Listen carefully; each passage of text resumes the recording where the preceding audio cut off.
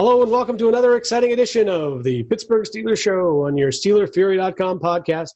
I'm your host, Will Massasak, also known as Accidental Zen on Twitter, a.k.a. Bradshaw to Ben on SteelerFury.com. Come join us and talk Steelers football with a bunch of crazy people. Anyway, tonight we're here to talk Pittsburgh Steelers football. It's a lot happier around here than it was a week ago, and it's a lot happier than it was with about 3.5 minutes to go in the third quarter of Sunday's game. We made it through last week's game, the biggest second half comeback for Mike Tomlin, for Ben Roethlisberger, third biggest one in Steelers history somehow. And with us to talk about that and what lies ahead are a couple of great cohorts. First of all, from Evansville, Indiana. Originally is Evansville, born and bred. I don't know, maybe he is. Now in Indianapolis, Indiana. His name is Jeremy Coleman. You might know him as Smith is Smoking. He's with us. How are you, sir? Doing good. Are you saying Evansville is your hometown? Yes, Evansville, Indiana is my hometown, but I'm up here in Indianapolis now, probably long term. There you go. And here I was just last week saying Evansville is like the low-key, the racist place I've ever been in my life. Also with us from a place that there is no racism whatsoever, somewhere in South Carolina. His name is Dom. He goes by FC. He's with us. How are you, sir? You have not been to Dixie lately. Yeah. It doesn't matter. Old times, new times. Something. No matter how good I am B2B, I have a feeling that neither one of us are quite as good as the native Hoosier on this podcast after last week's game. Oh, that is true. Regardless of where you're from in Indiana, you survived.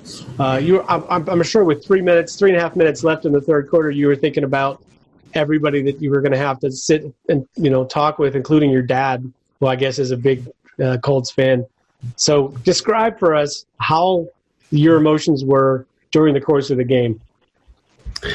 Well, starting off, with those 3 and outs, my dad was jibbing me really bad, with how bad Pittsburgh's been with that. He had to bring up the fact that they're the worst team in the NFL when it comes to 3 and outs and all of that. So, of course, as soon as the strip sack came along, I was like, oh, here we go, we're going to make this a game. And then right around halftime, I was a little quieter. Right after halftime, when they went down and got that, made it 24-7, starting to think the worst of it. And then, Big Ben finally came alive. And then Dad kind of took a negative view the rest of the day. He could just kind of tell all the momentum had swung back over to Pittsburgh. So. Yeah. But that was an extraordinary – I mean, it's like it wasn't just a comeback. It was like they were dead. With not very much time left in the game. FC, did you have flashbacks to the Browns playoff game? A little bit. I actually, and Twitter can verify this, I didn't lose my shit, and I wasn't a blind homer. I'm not going to lie. Whenever they got stopped at the goal line, down 24-7, I was just like, yeah. Then I was like, I want to see what the D does. I'll watch probably one more series. I hadn't ate yet on Sunday, so I was just like, I'm going to go get some grub. It's going to be probably the first game in 7-8 years that I've turned off. Then, they got some touchdown. I'm like, oh, here we go. And it was just, you could just see the momentum building for the Steelers and guys making plays. Claypool made some plays. Juju had the quietest 9 catches for right around 100 yards. I was shocked when the rest at the end of the game. I was like, whoa, Juju. Is that a guy? So it was Ben being Ben. Ben decided that we're going to win this game, and he did Ben-like things. Yes. Well, and he's had some magical games against Indy. Aside from his rookie year, first game in Indianapolis, he's had this probably the greatest game anyone's ever thrown in the NFL against Indy. Had a couple of other big games against them, and then the second half of Sunday's game was crazy. In fact, the last 18 minutes of that game, 20 minutes of that game for Ben were sort of crazy. But you mentioned the fourth down stop. The Steelers, had goal to go and couldn't really move the ball at all in 4 plays, had a touchdown dropped by Chase Claypool. But I actually thought that going for it on fourth down, whether or not they made it, was the thing that ignited the comeback. I often said that, unless there's no time left in the half, I always like to go for it from the 1 yard line, on fourth down, because even if you struggle in short yardage, the worst case scenario is that the other team gets it way backed up.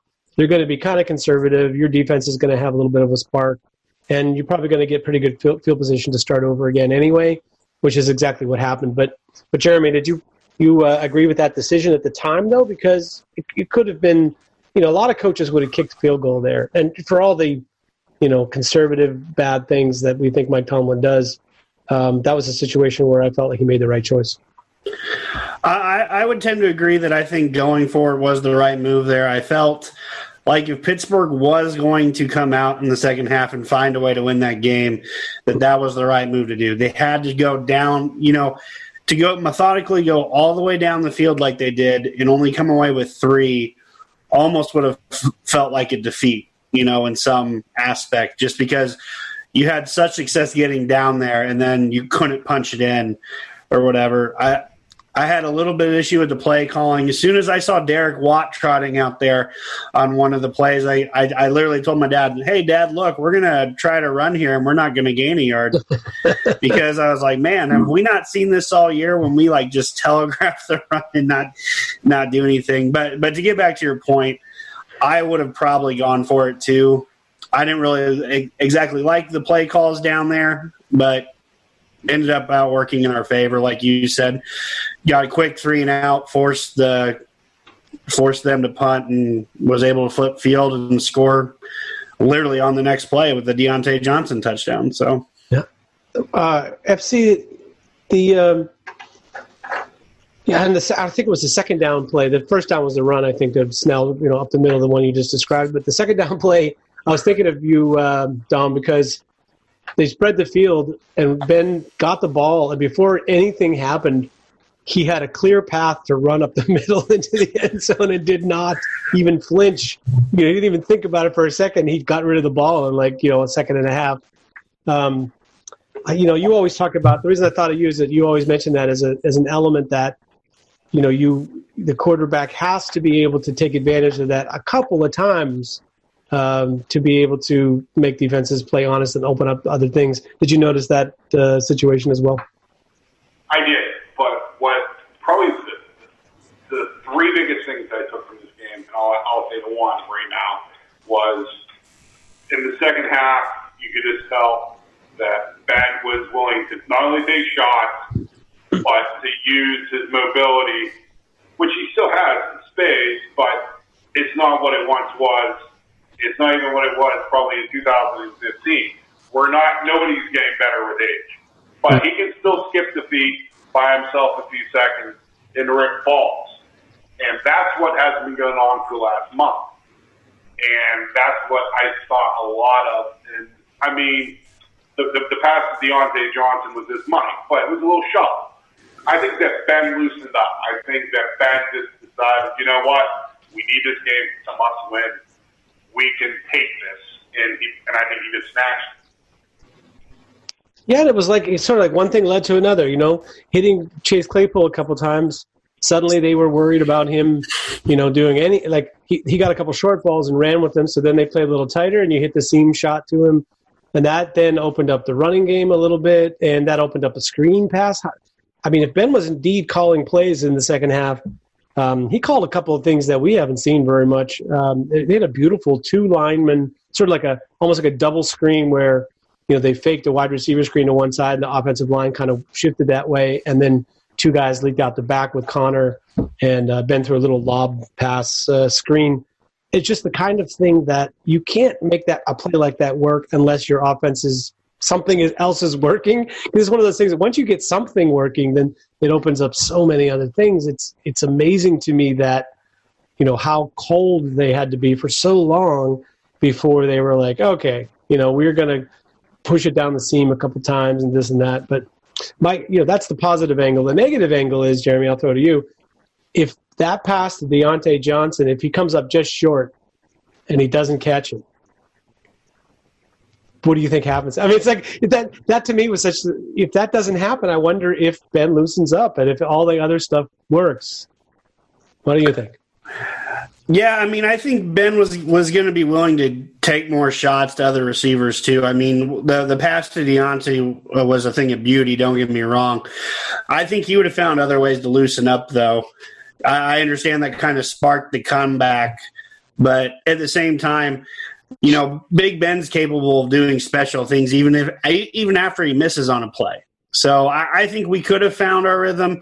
Thank God we didn't have to find it. It just was an initial spark right away. Sure. FC, I noticed there's a little something else just occurred to me in this game that I've been working on it for the last couple of weeks, but it seems to me that Ben has very rarely thrown deep on the left side this year. Maybe it's just recency bias, but it feels like all those first deep balls that he attempts early in the game are always these shots down the right side. And furthermore, okay, I can think of a couple to the left to Deontay Johnson, but I can't think of a single deep pass that he has thrown this entire season on the left-hand side deep to someone other than Deontay Johnson.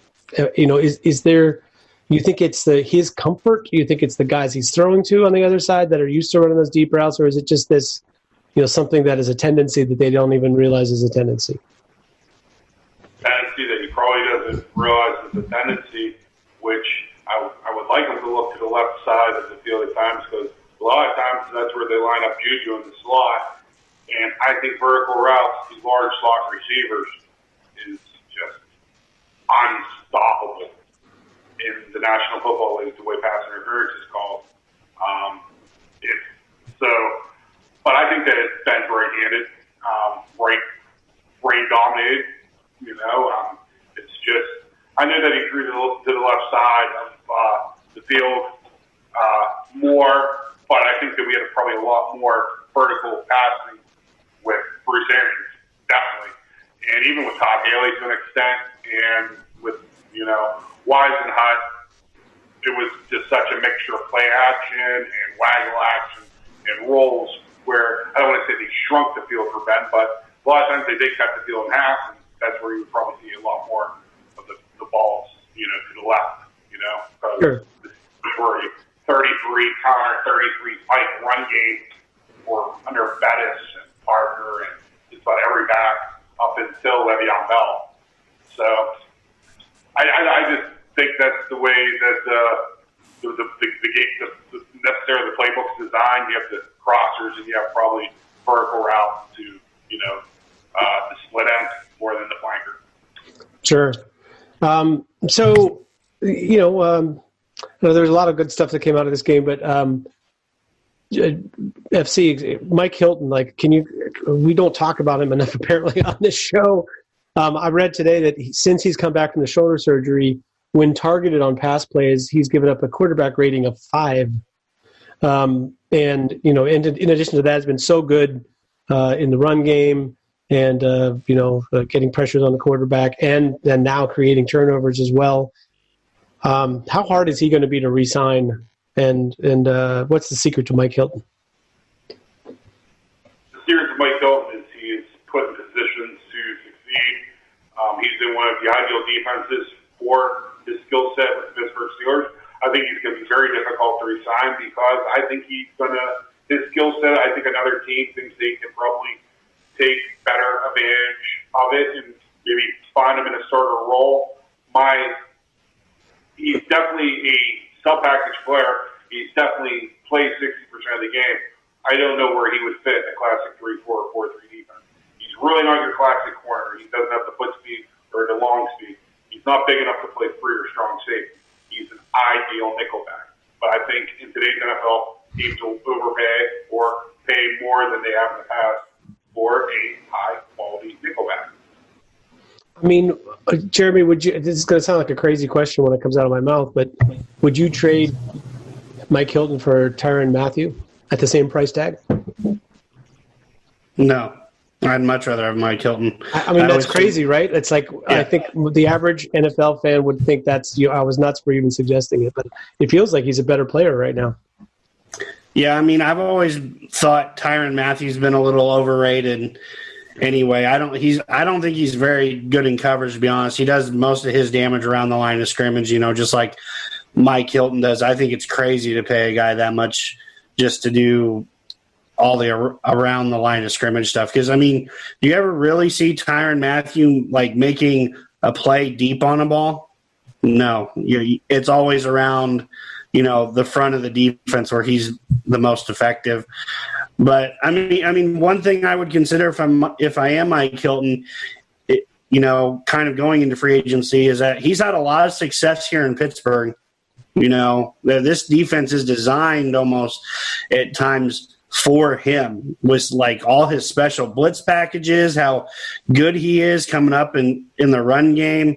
He's in a great situation, and sometimes I think a lot of free agents end up chasing $2 or $3 million extra a year, and they end up going where they hope is going to be greener pastures, but it's not always greener pastures. I just caution him a little bit, saying that he's in a great situation. If we're talking about a few $1 million here and there, and I understand I'm not the one deciding on the money here, but you would think you'd want to stay in the place you've had so much success. This fan base loves Mike Hilton. He's a fan favorite too. So just a word of advice, Mr. Hilton, if you're listening. But I think it's more likely that what Mike Hilton thinks about is, it's nice. It's been nice playing on this defense, but I'm sure he's thinking about the last couple of years that he tried desperately. He was begging for them to redo his deal, to give him a little bit of something. That's true. And they've stonewalled him, because they had all the leverage in the negotiation, but they didn't offer him anything. And actually countered him nice the last 2 years. Whenever he was an exclusive rights free agent, we gave him fair minimum. But I think that they gave him a second round off, or basically second round last year, and I think they gave him the second highest they could the year before. But Mike Hilton really benefits from being a Steeler. Sure. And I think that, like I said, the Steelers use Mike Hilton exactly how the Seattle Seahawks use Jamal Adams, if you want to be honest about it. Now, the difference is Jamal Adams is thought of as a 4'3" strong safety, and Jamal Adams is 6'2" and 220 and runs like a deer. The thing about Mike Hilton, going back to college even, is where do you play him in base formations? Yeah, you don't. The answer is you don't. But nickel that's de facto the base formation in the NFL for almost everything. And his situation, he might be like Patrick Chung. A lot of people try to remember Patrick Chung as a career New England Patriot. And I say, not so fast, my friend. Patrick Chung left between contracts 1 and 2, got paid, got cut because he didn't fit. I want to say that he actually got signed by a team out west. I could be wrong, but I know for a fact that he left. And he came back and he signed a contract with New England, and he's been there for the rest of his career. Location matters a lot, and usage. And I don't think that Mike Hilton's going to run into a situation where he's used the way the Steelers used. Sure. By the way, Philadelphia is where Patrick Chung went. Very good, sir. Thank you. I only know that because I have the intranets here. I go look. Yeah.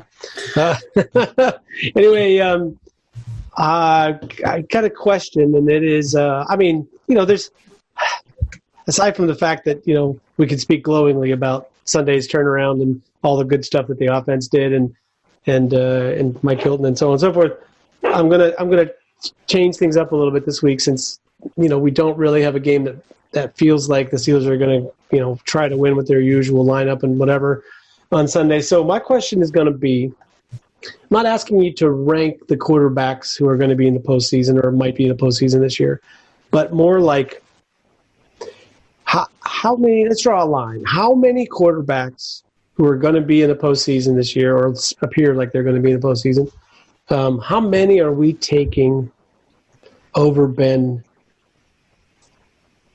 to win a Super Bowl this year?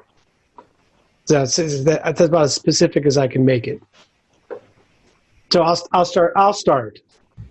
Okay. I mean, I think it's clear. Like I would take Patrick Mahomes. He's had some issues the last month or so. It hasn't been, himself, and he's not bringing Andy Reid and all those guys with him.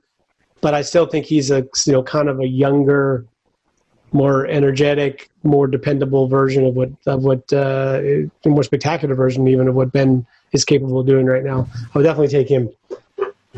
I'm not positive that I would take anybody else, but I know a lot of people, if they're looking at the postseason, they're going to say that Ben is about the 15th guy, that they would take 14 other guys. But I think if you really press to the parameters of the question I just asked, FC, what would you say? I'm going to clarify the parameters a little bit.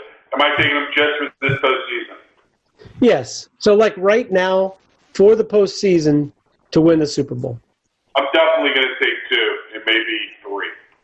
And I know that might piss you off a little bit. No, not at all. I think it's reasonable. I mean, it's reasonable. Right. I can think of a couple that are. Patrick Mahomes. I don't think you have a problem with that. You can understand why. I believe that this podcast can proudly say that, we were on Patrick Mahomes and like Patrick Mahomes way before anybody else. I'm also going to take Aaron Rodgers, which I know bothers you a little bit, but he's a little bit younger, he's a little bit more mobile, and I think they both have about the same arm. I think that Ben's a little bit of a diva, and I think Aaron Rodgers is a little too aloof for my liking, but I think they're both great. But I'll just take Aaron Rodgers just from the health standpoint. And this is where it's going to really shock you, because I've become a real big believer over the last month. And it pains me to say this. From Laramie, Wyoming, I might consider taking Josh Allen. Yeah, that's another. I would say that those guys are on a similar plane. It's just that the problem is you don't really know what he's going to do in the postseason against. I don't. Better. But let me tell you the one thing I do know. Boy, does that young lad have a fucking arm. Oh, yeah. He has a Bradshaw Elway type arm. There's a lot of guys that throw BBs. There's not a lot of guys that throw howitzers 8-9 feet off the ground, 65 yards. Not a lot of guys that do that. And it's just not. That seam route that he threw against this, I think it was against the Steelers, or maybe it was in their next game. I've forgotten. But it was like threaded between two guys, and like you said, a ball that went 40 yards in the air. It didn't come off the ground at all. Olsen and Terrell Evans, and they both looked at each other, and they're like, neither one of them had time to get their hands up to react. You don't see that with a football. Do not see it. You'll see it with a baseball. You don't see it with a football. His ball velocity, his RPM, I guarantee you, are greater than Mahomes. I'm not saying that he has overall a stronger arm. I think they're right to take him, but for just, fucking wailing it and getting it out, I think that Josh Allen probably has the biggest arm that I've seen yet in the NFL. He doesn't have a Dan Marino release, I'm not saying that, but he rips balls. He really rips balls. The wind was blowing in Buffalo, and it had absolutely zero effect on his ball. None. So this is when when Cleveland took Baker Mayfield, that whole draft, I was like, the guy that, if they're going to take a quarterback, they should take Josh Allen because of the weather. Because playing in this part of the country, it just feels like you need a guy that isn't going to be dissuade whenever it's windy or rainy, because you get that a lot. Cleveland, Buffalo, Pittsburgh, it's a common occurrence. So I just felt like that was a mistake on their part to go with the guy who was a little bit more of a, for lack of a better way of saying it, sort of a finesse thrower. I think Mayfield will fit very nicely in Buffalo. Let me say that, to be honest with you. Yeah, but see, I think the weather would be tough for him there. That's a tough place. It would be. Because he doesn't have the velocity, the RPM, but I think he would have graded himself very well in Western New York. I'll come around a little bit on Baker Mayfield. Yeah. Well, we'll see how you feel after Sunday. Right, he got more starch in his pants than I gave him credit for. Okay, yeah. I don't think I never thought he was a horrible player, but yeah, he's had some bad run against the division. But yeah, aside from the young Elway, you're making a good case. Jeremy, you can make a case for anybody else? Russ Wilson? Well, so I was going to say FC stole my thunder a little bit with those three, because those would be the three that I would consider going into the postseason. Aaron Rodgers is a special talent, Hall of Famer. I was a huge fan of Josh Allen coming out, and the best part of it is he's really coming to his own this year, but he's playing his best ball at the right time. No one's higher than the Buffalo Bills right now. And then we all, like we said, we all love Patrick Mahomes.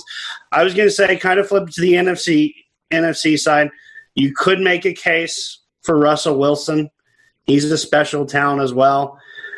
For some reason, the magic that he had early in the season just quite isn't there at the moment.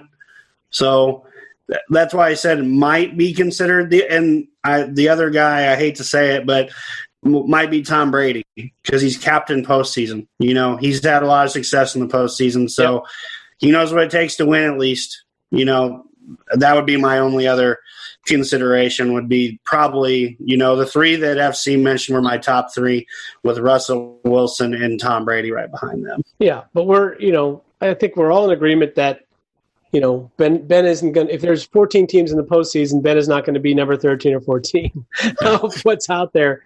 I still feel like – because there's sort of some talk today this week about how, that he would end up being a liability in the playoffs. People are concerned about that, but I guess – the false narrative that's been presented that Ben has never had a good playoff game during the ball, which is just such utter horseshit. Arizona Super Bowl, not too bad. Yeah. Colts, 2005, not too bad. Broncos the next week, not too bad. Yeah. Yeah, well, Denver, first half, 19 to 21, 260 yards, 3 touchdowns? Under Bill Cowher. You know what I mean? Yeah, so they took the air out of the ball, yeah. Right. I think the key is with Aaron Rodgers this year, I think that offense is so Devontae Adams focused that could conceivably be a problem, though, because it's a double-sided coin. Guy's been amazing. Their connection has been amazing this year. It wouldn't be a stretch to say Devontae Adams has been the best wide receiver in terms of production this year in the NFL.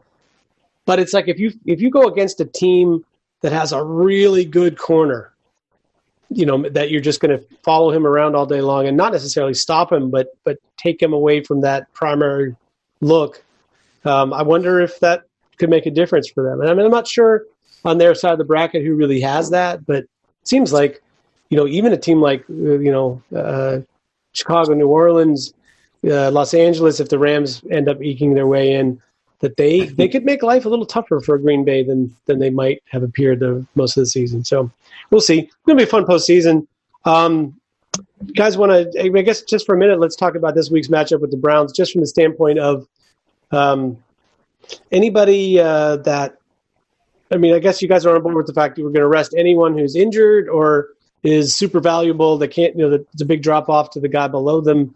But FC, you can't really, you can't really rest everybody. There's not enough guys. So. Wait. Now remember, with the expanded in the COVID list, contract tracing, expanded rosters. No, you can't sit everyone. How about this is what I'm interested in. The Colts game, there was a guy that's seen under 20 plays. But of the 20 plays that he played, I'd say 16 of them were very good. And he's a rookie. He's a rookie draft pick. And he's probably the player that I want to see the most against the Browns because I believe he might have unseated Chris Wormley in the rotation. That player is Carlos Davis. Nice. And he has something that the Steelers don't have a lot of, which is he's fucking massive, and boy, can he move. He is definitely a freak-type athlete, and he's taken the coaching. Because he was raw whenever he came out of Nebraska. He was basically, I swim and go one technique. I swim, I go one technique. He holds the point very well. He has violent hands. And I think he might be a future really, really good player, like Steel-type player. I think that he's going to probably be a replacement for Alua at nose tackle, which coming into the season, I thought it was a pure 5. I I did not think that he would be able to two-gap those tackles. And he's not only developed into that, he seems to enjoy it. He's given the Steelers very solid snaps. And don't be fooled. You can go back and look at that videotape. He fucking folds and destroys and plays with Quentin Nelson. I haven't seen a fucking beating like that. That's why I'm so enthusiastic. Quentin Nelson might have been tired. You can make whatever excuse. He got folded like an accordion on a few plays. Not wrong-footed, out-manned, out-muscled, out-fought. And it's a rare thing to see for a seventh-round pick. And sure. Quentin Nelson, I don't watch a ton of Colts games. Everybody tells me he's the most dominant guard in the NFL. Well, they did. They look pretty good running it up the middle on that double team with Kelly. The first half they did. What did they do in the run game in the second half? Nope, nothing. Ice cold. You know, and they got Wormley out of the game, and at times you had Alualu, Carlos Davis, and Stephen Tuitt in the game. And I'm not picking on Cam Hayward. He's 285 pounds.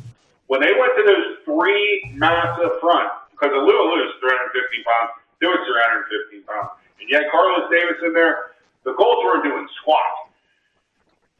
And I went back and I watched all 22, and I was just like, wow, Quentin Nelson, what happened, buddy?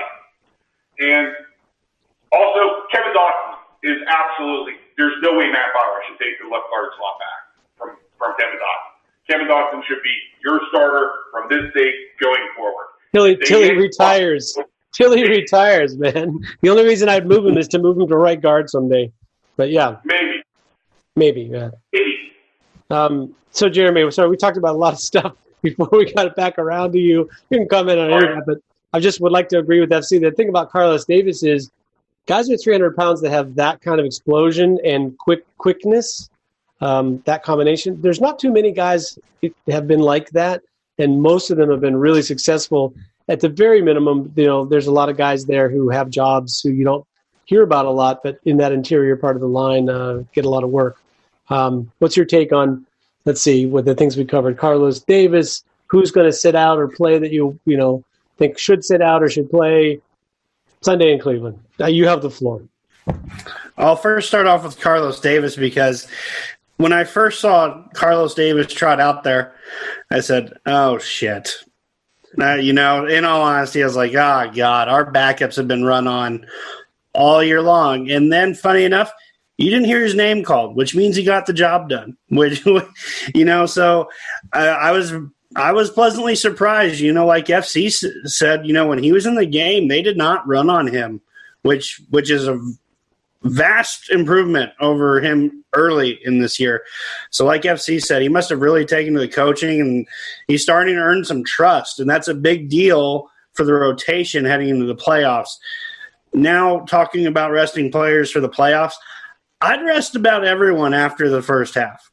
Like, in all honesty, it's like, I was watching this game with my dad, avid Colts fan, and I kept pointing out Tigre Scales, the former Hoosier linebacker who's on the Steelers, more of a special teams role just because of all of our injuries, kept pointing him out.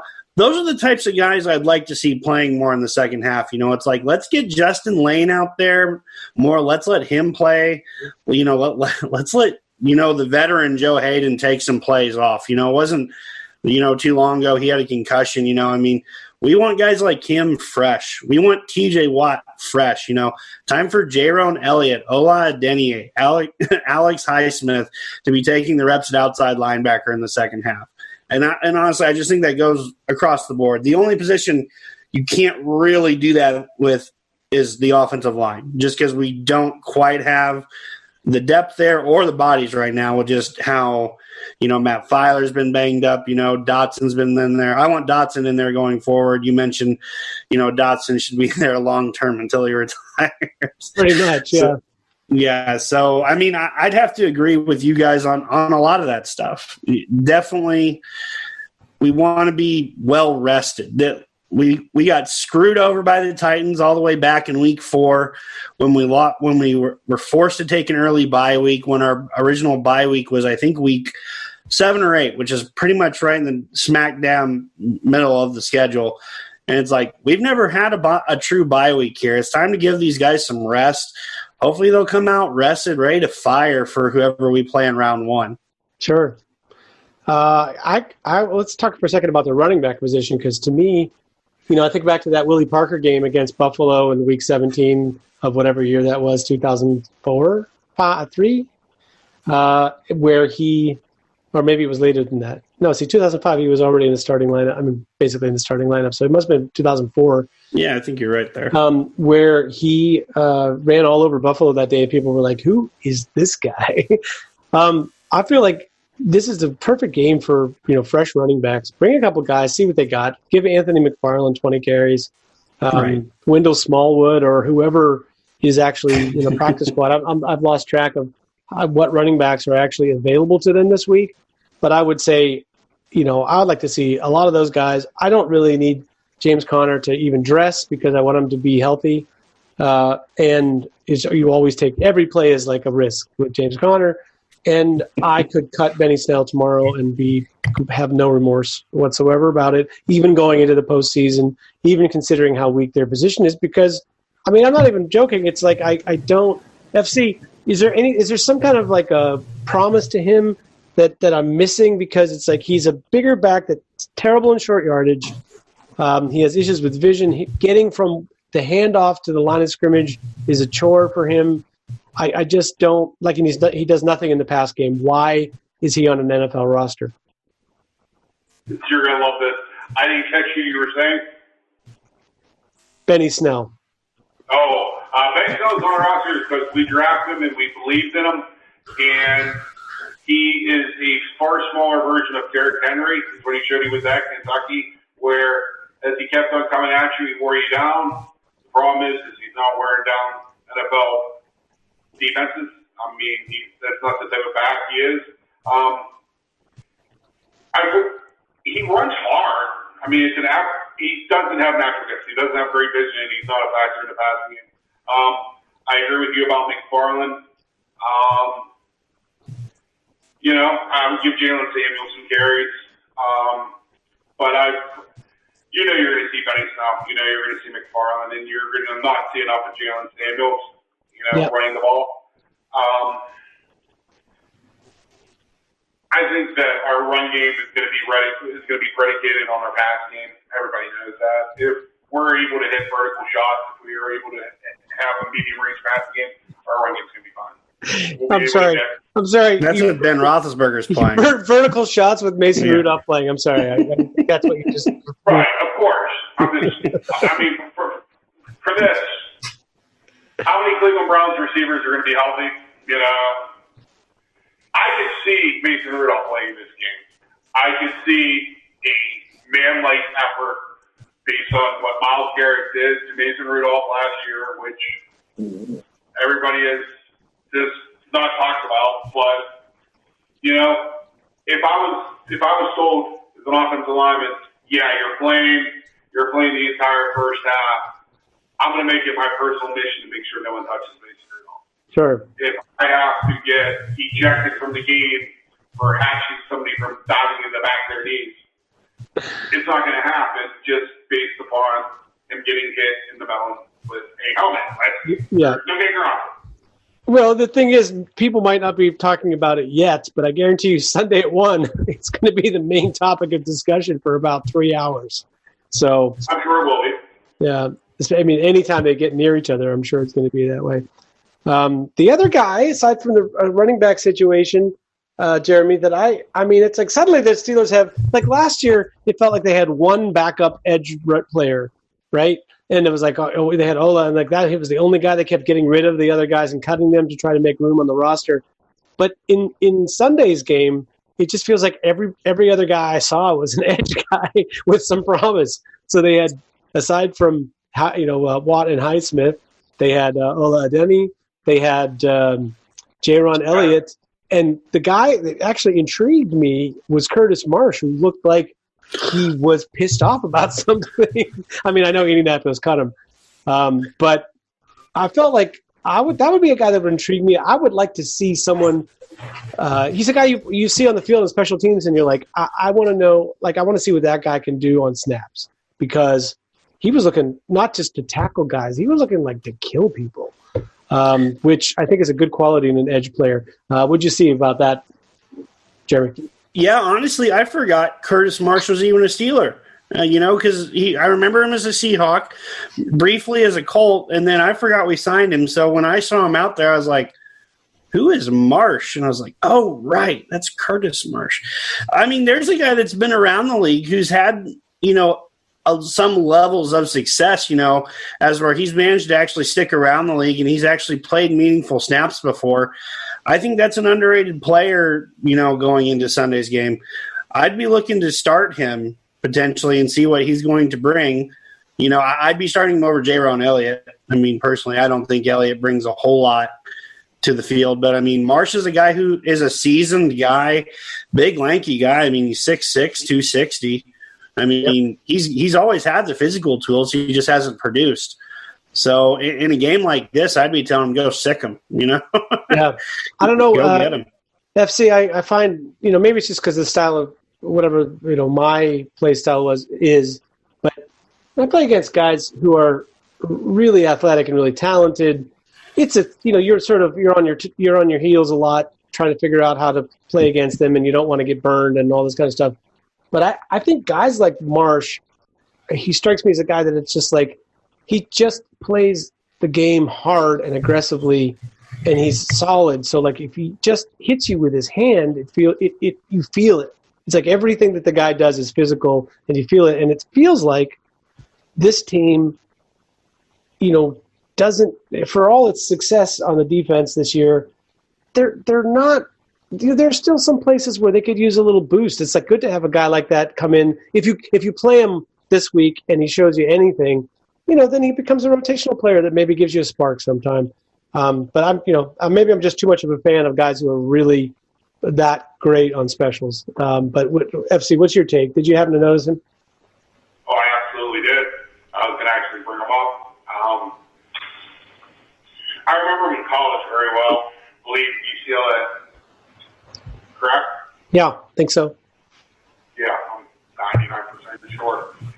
And the thing I remember is whenever he played for a pretty good UCLA defense, and it's when zone blitz was invoked. And I remember him dropping into hook curl, and he looked natural. He's natural in reverse. And there are certain types of players that are just, no matter what you do, they just don't fit the scheme. Probably two of the greatest pass rushers in the history of the NFL did not play 4-3 defensive end, but they were elite outside linebackers. You probably heard of both of them. Kevin Green, whenever the Rams switched from a 3-4 to a 4-3, it didn't work for him. Yep. Leading him to Pittsburgh. And another guy, the late great Derek Thomas from the Kansas City Chiefs, when they switched from a 3-4 to a 4-3, it really didn't work for him. And he got them to switch to defense within 2 weeks back to the 3-4. Right. I think that Cassius Marsh is a player that was born to play left outside linebacker in the 3-4 defense. He got drafted by Seattle, they're 4-3. Ended up with the Bills, 4-3. Colts, 4-3. And he bounced, I believe, one other team, I'm going to say the Jacksonville Jaguars, 4-3. And whenever we signed him, I was very optimistic because I feel that his best fit is a stand-up 3-4 outside linebacker. I just think he can excel at it. I think that he has a unique skill set being able to play in reverse, which most big men cannot. Mm-hmm. And that size and athleticism. I mean, he doesn't have, he ain't going to dazzle you with his 40, or he's not going to dazzle you, in the weight room, but he can get to the quarterback and he can make plays in space. Hence why he's a good special teams player. Right. It's a rare talent, rare ability. Yeah, actually, is it Cassius is the guy that we have? Curtis is. Yeah, Barry say it is Cassius Marsh. Okay, it is Curtis the one that played at UCLA. Dad, right? There was a Curtis Marsh that got drafted by the Eagles as a corner out of Utah State. Oh, different guy. Okay. Several years ago. Okay. So we have it right with Cassius. Yeah, and I mean the thing is, I think I'm sure teams looked at that length and they thought, he was Max Crosby, because that's the kind of build that he has, who's a perfect fit as a 4-3 defensive end, right? But yeah, I think I had the same thought. I just felt like that's a guy that some guys just get stuck in that 4-3 defensive end role, and they just don't. It doesn't really suit them for whatever reason. So that's an interesting guy. We're going to go a little bit before Smokey's time, and a little bit actually before my time. The old Oakland Raiders had two pretty good outside linebackers. We're kind of calling Ben Davidson and kick him in the head, Ted Hendricks. Yeah, oh yeah.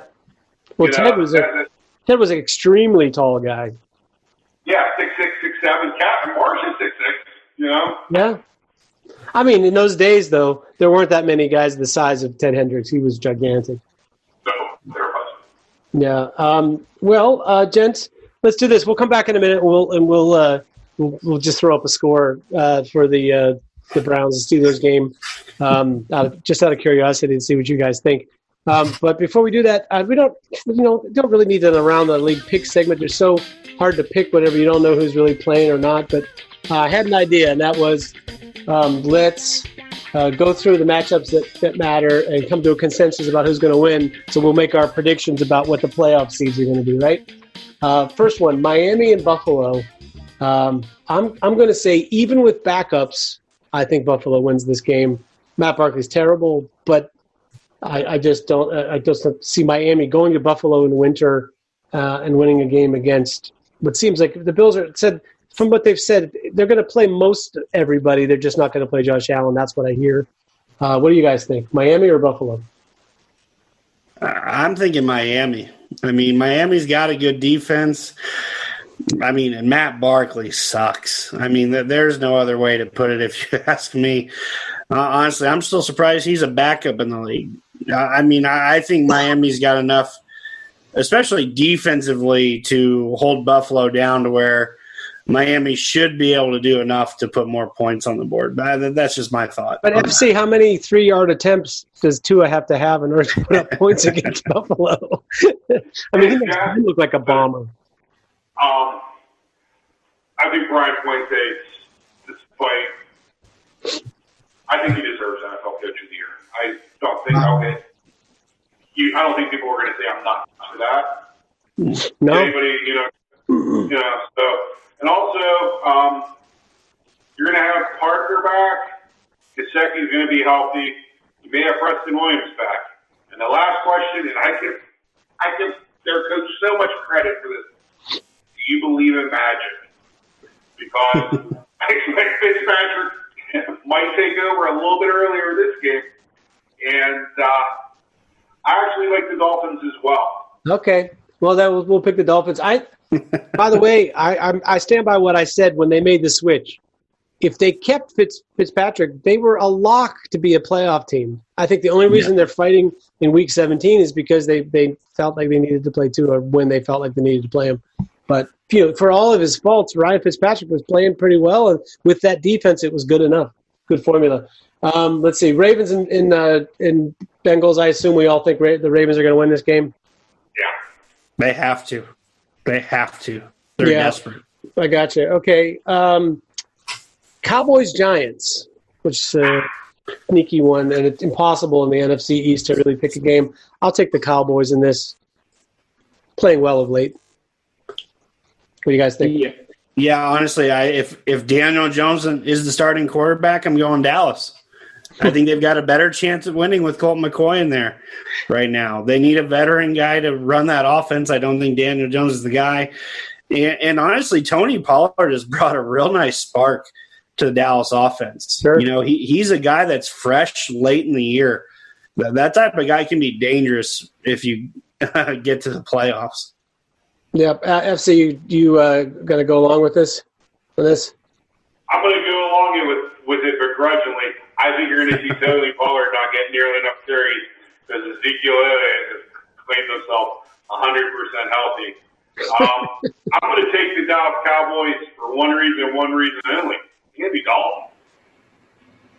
Yeah, okay. The Andy Dalton show. Oh my God, we're picking Andy Dalton to win an important game. It's not in prime time anyway. That's good. Just quickly, I assume we're all unanimous on Tampa Bay over Atlanta. Yeah. Tennessee over Houston. Any dissent? Could Houston? I mean, Houston, I figure, has a puncher's chance in this game, even though I think Tennessee. I think Atlanta has a better chance of being Tampa Bay. All right, we're calling it Tennessee. Yeah. Colts and Jags. I guess the Colts. Yeah. Colts are in a position where they have to win to go to the playoffs, and right now they're still the odd man looking out. Yeah, gotcha. Plus, they got to pay him back for that Week 1 catastrophe. Catastrophe. In fact, it was Green Bay at Chicago. Kind of a more important game for Chicago. I guess Green Bay has a chance of losing the number 1 seed, but I don't know. In the NFL and Aaron Rodgers facing off against each other. Yeah, the hottest offense in the league.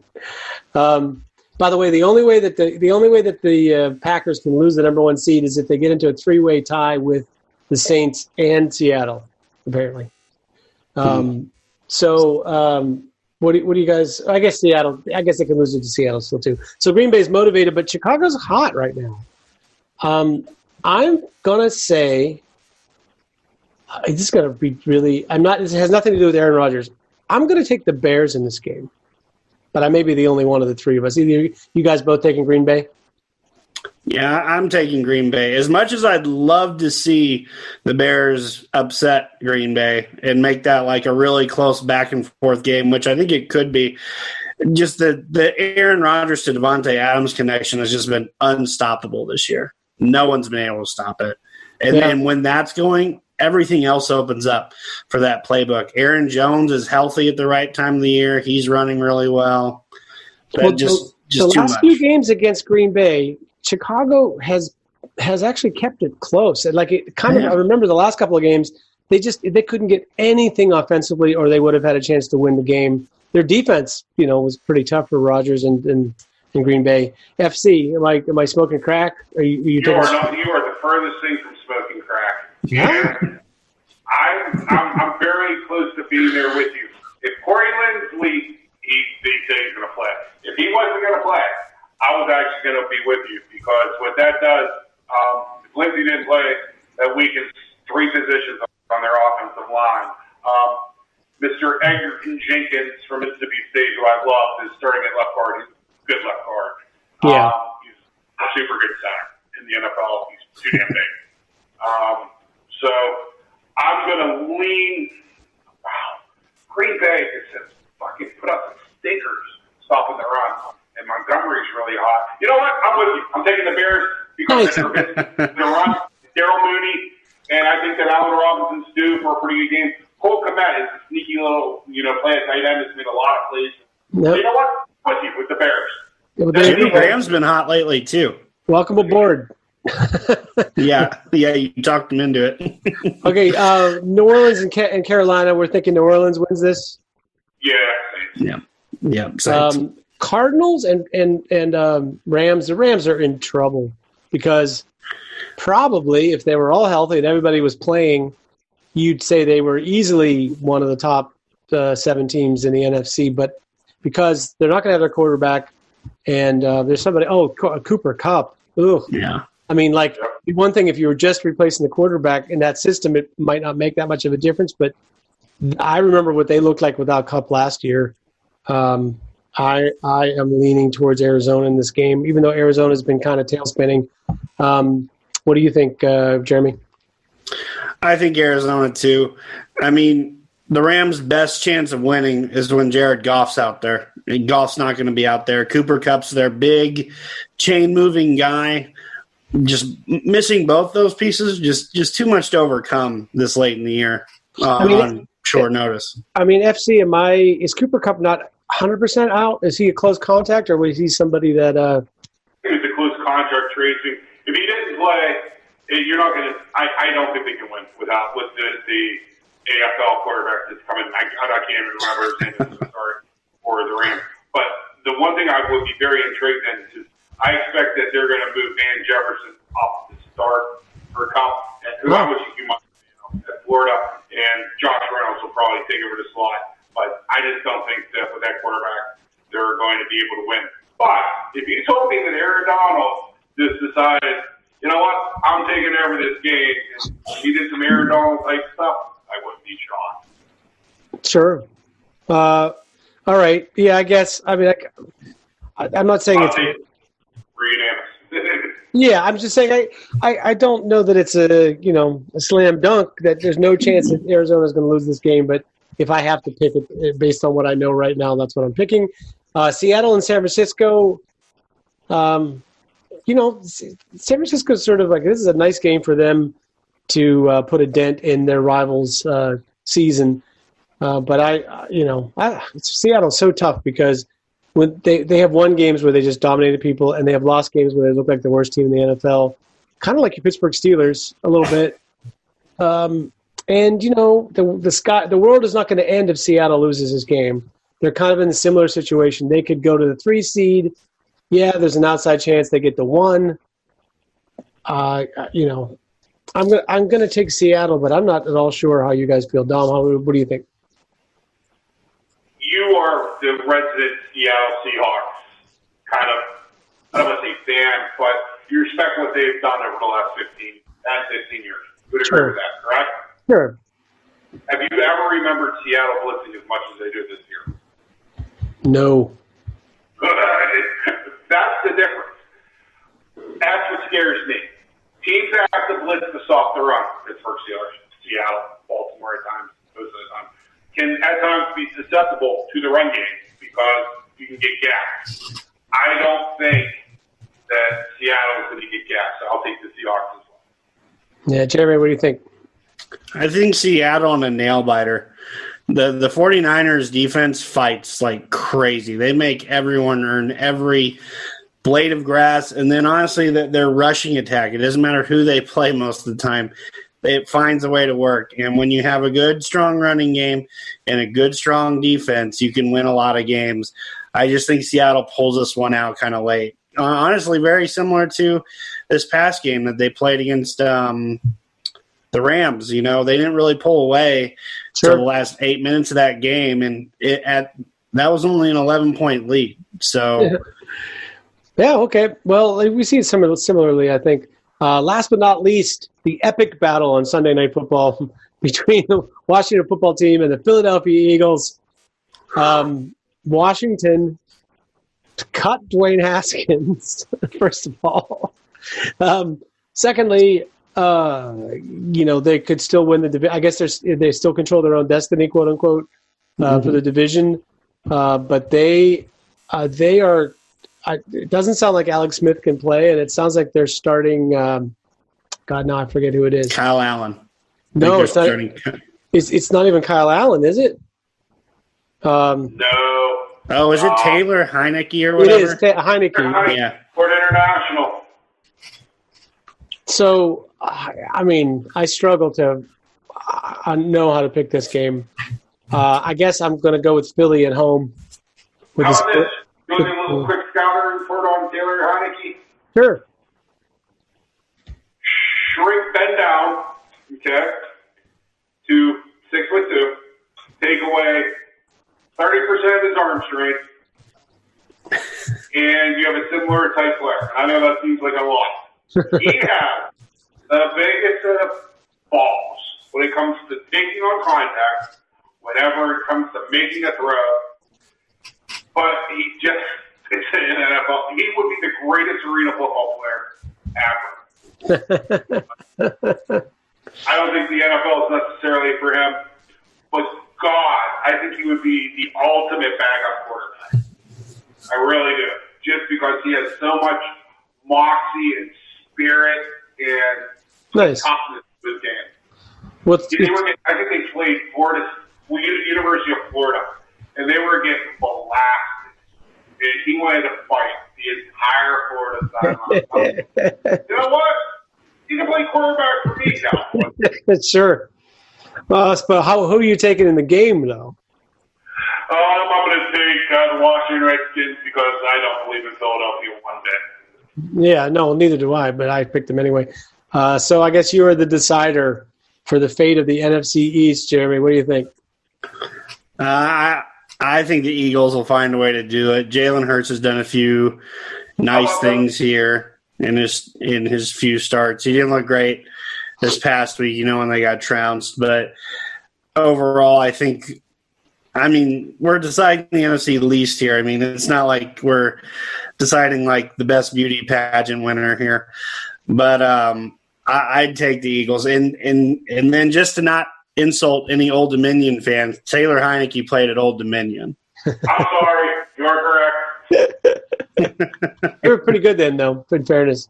They were. Even though they have colors, like the only team that sounds a little bit more, questionable is Farley Dickinson. If you play for Farley Dickinson. Anyway, actually, there's a men's basketball team at Sarah Lawrence. That's all you really need to know. Anyway, so just to wrap it up for our illustrious pick segment, here's what we picked. The number 1 seed, the New Orleans Saints, with some quarterback that may or may not be able to survive the rest of the season. Wildcard games would be Seattle hosting Arizona, Green Bay hosting Chicago again as a repeat of Week 17, and then Dallas and Tampa Bay. I'll tell you something about the NFC least to look forward to. I got to go back and do some research, but I think division winners who have gotten into the playoffs with a losing record have won their first round game. I think that's Seattle was the last one that I remember for sure doing it, but I think it's Philadelphia. Didn't Philadelphia do it 2 years ago? Yeah, it's possible. I'm just saying I know that those teams have a track record of winning those games. That's just something to look forward to, considering they're playing Tampa Bay, who most people think are going to make that Final Four. In the AFC, Kansas City, the number 1 seed. That would make our matchup. It's the Pittsburgh Steelers playing the Indianapolis Colts as the 2nd seed. Oh no, we didn't pick yet. We have to. Yeah. I guess we have to pick our game. Whoops. If the Steelers win, they would be the number 2 seed. If they lose, they'll be the number 3 seed. So I guess maybe that moves us on to our 4.5-star matchup. A 4.5-star matchup this week, and featuring your Pittsburgh Steelers exhibition team and your Cleveland Browns fighting for a playoff spot. I'll start with you, Jeremy. Tell me what you think is going to happen in this game of the continuation of the Mason Rudolph era. I think the Mason Rudolph era is going to come to a close. I think Pittsburgh doesn't win this game.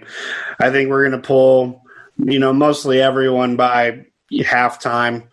I don't think Mason Rudolph can do enough, honestly, against the Browns to do it. And the Browns desperately, they have to win if they want a playoff spot. So, this is their Super Bowl. This is probably as close as they're going to get to it. So they're going to have to pull out every stop in the book to win, because I still think we're going to play decent defense, but I just don't think we're going to do enough offensively. Yeah, and FC, we didn't address this during the earlier part of the podcast, but I'm kind of thinking that, considering the possibility that you might see Cleveland the next week, it seems like maybe the Steelers would not show them too much on either side of the ball. Like I expect them to be pretty vanilla. What's your take on what happens in this game? Similar to what Jeremy said, I think we're going to be, pretty plain vanilla. I really expect a chippy game, to be honest with you, because I expect that you're going to have players like Grace Hill from Indiana, high-quality player. I actually love him in Indiana. I didn't know how great he would fit in the NFL. You're going to have Cassius Marsh, who, has a pretty much a motor that starts with the opening whistle and doesn't stop to the end of the game. You're going to have a bunch of young guys trying to put good things on film, because they may not make the 2021 Pittsburgh Steelers roster, but maybe their effort and play can get them on to another team's roster in 2021. I expect the Steelers will keep the game, in hand. I wouldn't be surprised if they end up losing by 10 points, but I also would be surprised if we have some shenanigans that go on during the game. Yeah. You want to give us a score? 21-10 Cleveland. Nice. Okay. Jeremy, did you give us a score? I'm sorry. Barry say, I do this really good thing where I talk a lot and then actually never give us a score. So I'll go 17-7 Cleveland. Nice. The Steelers have excellent depth. I mean, for the NFL circa 2020, it's very difficult to build good depth. I think it's a tribute to their organization. Their depth is pretty good at most spots. Quarterback is not one of them. If this game were against a team that didn't have really anything to play for, then I could imagine that Mason Rudolph might get enough done paired with a defense. Like if it were last year and the Steelers were playing hard and playing all their defensive starters, and the only thing different really with the offense was that Mason Rudolph was going to step in, then yeah, I'd give him a coin flip, 50-50 chance to win the game. As it is, I don't think anything about who is playing on offense and who isn't is going to benefit. There's even a possibility that it works out very well. Perhaps I'll be pleasantly surprised. Maybe they'll put a different running back in and he'll run for a bunch of yards, which is one way you can beat the Browns. But I think it's 23-13 Browns win. I'm not going to feel too bad about that. I would rather that the Steelers try to keep this game in hand at least until one way or another what happens in the Buffalo game, because I'm going to try a little harder in the fourth quarter if I'm the Steelers, if I know that Miami has won the game, because I really would like to avoid Baltimore Ravens in our half of the draw. That would be nice, but it kind of appears like it's where it's heading. We've all picked the Browns, therefore that leaves our playoff seeding this way. Kansas City with the number 1 seed. They're going to rest their quarterback and a lot of starters for 2 weeks before they play, which has proven to be a strategy that doesn't. It's much like that the division winner with the losing record winning games. The trend is that teams that give their players 2 weeks off, a week off at the end of the season and then a bye week, have not come out sharp always. Second seed would be Buffalo playing the Cleveland Browns, who sneak in at the end. Pittsburgh Steelers would play Baltimore Ravens, and Tennessee would play Miami. To me, that's the worst possible scenario for the Steelers for the playoffs. So I hope that's not the way Sunday ends up. But that's what we picked here on the show with our consensus picks for Week 17. Final word. I'll start with you, FC. Tell me something good. Don't drink and drive this holiday season. Matter of fact, it's New Year's Eve. I mean, every single non-drinker is going to be out there drinking and driving. Some of the best times you can have are at home with the family. I know that sounds like I'm an old guy, but you don't want to go to the clink on New Year's Eve. Yes, although there are some families that if you spent more time with them, you might end up in the clink. Jeremy, how about you? All right, 2 quick things. First, player we did not mention that I want to see rested this week, Chris Boswell. Don't rush him back. I'd rather have that guy healthy for a full playoff run. Second, Mike Tomlin, I want to choke you sometimes with that end of the half clock management crap where we had all 3 timeouts, could have had the ball back with like 45 seconds for a chance to go score. But no, we let 40 seconds drift off the clock and call our first timeout with 21 seconds left. Are you kidding me, sir? Are you kidding me? That's my last word. That's inexcusable. There are 8-year-olds that play Madden that know you take the timeout at the 55-second mark and you don't do what you did on Sunday. Come on, give me. I said good day, sir. I said good day. I guess I would just say the other factor in this game that none of us mentioned is there's one thing that I really care about coming out of Sunday: no injuries. Please, no injuries. Dear God. Like I could bear with almost any other outcome than that. Yeah. Well, you all remember the Browns' Week 17 game against the Steelers when Ben Roethlisberger was carted off with no face mask, giving a thumbs up to the crowd, and all of us thinking, there goes our Super Bowl chances. Right. And, of course, they won the Super Bowl that year. So, at any rate, something to keep in mind. Stay healthy on the field, as FC said, stay healthy off the field and enjoy New Year's Eve safely and responsibly, and not with all those amateur drinkers out there.